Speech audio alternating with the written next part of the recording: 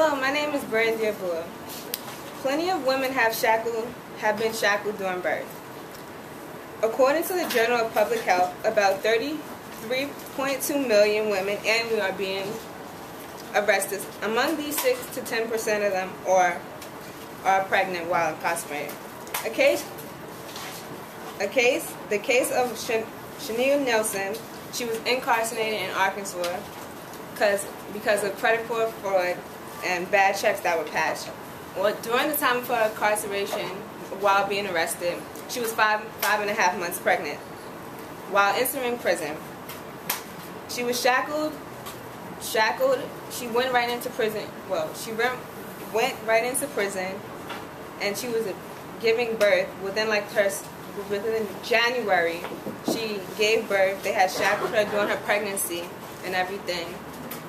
That's her and her son up there, who's about probably 5 or 6 years old.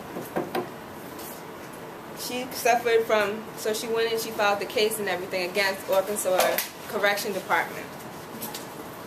She suffered physical, mental pain, and back injuries. She said they violated her 8th Amendment. Basically, the 8th Amendment is against cruel and unusual punishment by shackling her while she was pregnant, while she was in labor giving birth and everything.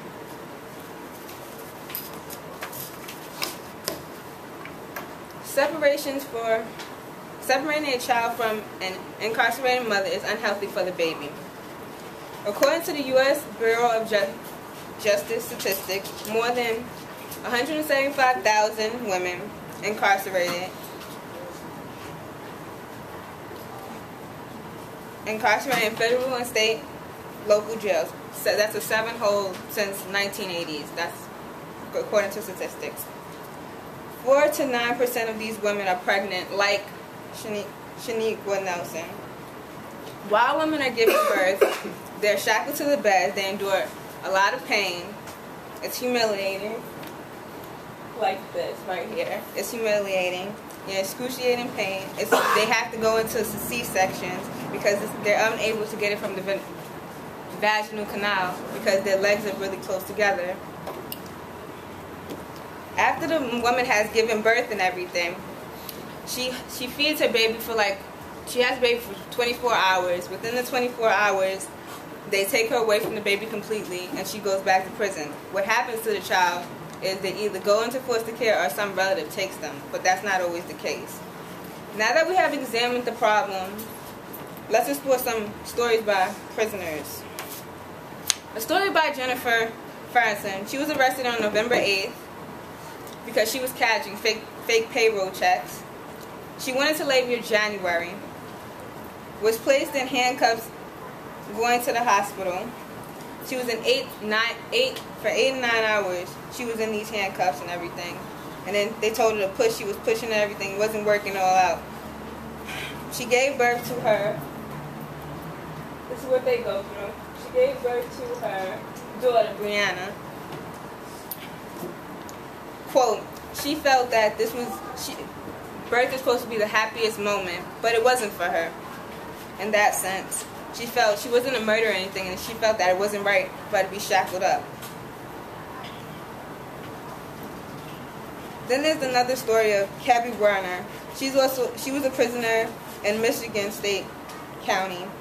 She was found pregnant within her first moment of being there. Or she had did some type of crime of loitering and publishing and stuff. She was a high-risk pregnancy because she had diabetes type 1 and she was having twins at the time. She lost one of her twins. She only had one of them. There was supposed to be 2 girls. She felt that she was really scared and obnoxious and angry and everything. So basically that's what happened with her. Okay. Now that we have seen the extent of the problem is clear, we heard her accounts, but let's look at what solutions have been put in place. Well, the solutions that have been put in place are 14 states have banned shackling.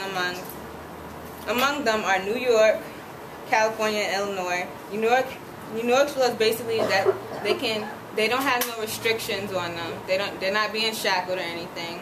They get to take the baby, but by the age of 1, they have to be sent to foster care. So. For California, it's the same thing. There's no shackling, there's no restrictions on the mother. And Illinois, they passed programs where they put them in nursing homes. It's no handcuffs, no shackling, there's no restraints on them. And that's it. Conclusion. Overall, we have examined all the problems, the testimonies, and everything, but there's still something that can be done. There can be a nationwide law that prevents all these women in all different states around the U.S. from having to be shackled and everything. So they don't have to be separated from their children, and they don't have to withdraw these such bad conditions. Thank you.